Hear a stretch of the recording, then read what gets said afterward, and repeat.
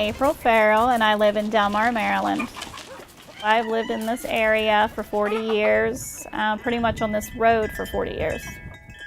My parents built chicken houses. I have a brother who has tended to chickens on a farm.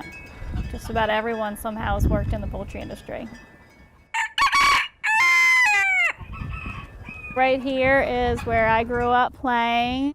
When I had children and my cousins had their children, they all played here too.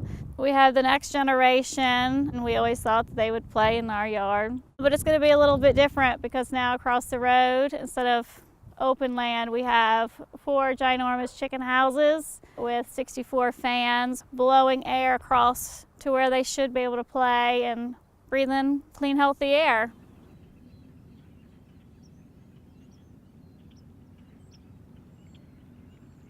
Because of the concentration of the animals inside the house and the fact that they are generating manure and urine, this builds up high concentrations of ammonia inside the poultry house.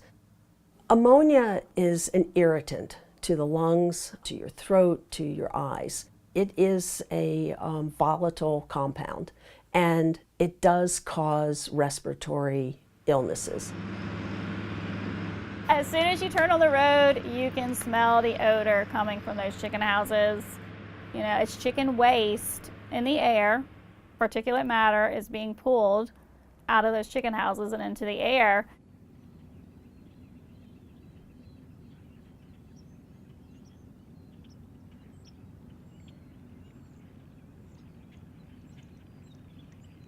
We don't know exactly what's coming out. We know it's harmful, but the government, whether it is the federal government, the EPA, the state government, local government, will not support any kind of regulation or any kind of study that would monitor what is coming out of the chicken houses.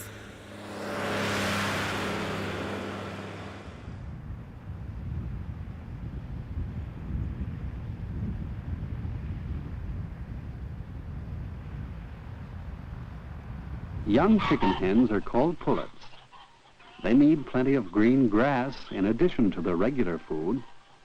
The poultry industry began with these very diverse farms that we had, and people had their orchards, and they were growing vegetables, and they were feeding the region, and they had, you know, a couple of chicken coops. But around the 40s and into the early 50s, when Tyson discovered that they could begin this vertical integration method of growing their chickens, our agricultural system on Delmarva changed. We now have a system of millions and millions of chickens being grown in this very small confined area of the Delmarva Peninsula.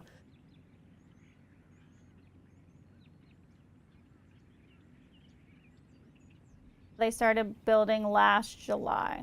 I was told at the very beginning there's nothing you can do about it. If it's the poultry industry and they're building chicken houses, you can't do anything about it. As more and more of these large industrial poultry developments are built, people are beginning to see this isn't the family farm that used to be next door to me. Now I have an industrial facility next to me.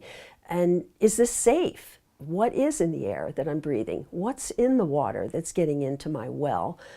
Communities went to their state legislators and said, we'd like to introduce a bill that will at least require the Maryland Department of the Environment to monitor some of these CAFOs and let us know what is being emitted from these houses. Department of the Environment with the tools it needs and the information it needs to monitor and evaluate air quality of large animal feeding operations. Currently, air quality of large animal feeding operations is not monitored. This bill will enable the MDE to do that. There is now a real conflict occurring, and unfortunately, our elected officials, both at the county level and at the state level, have not kept up with what has changed with agriculture here on Delmarva.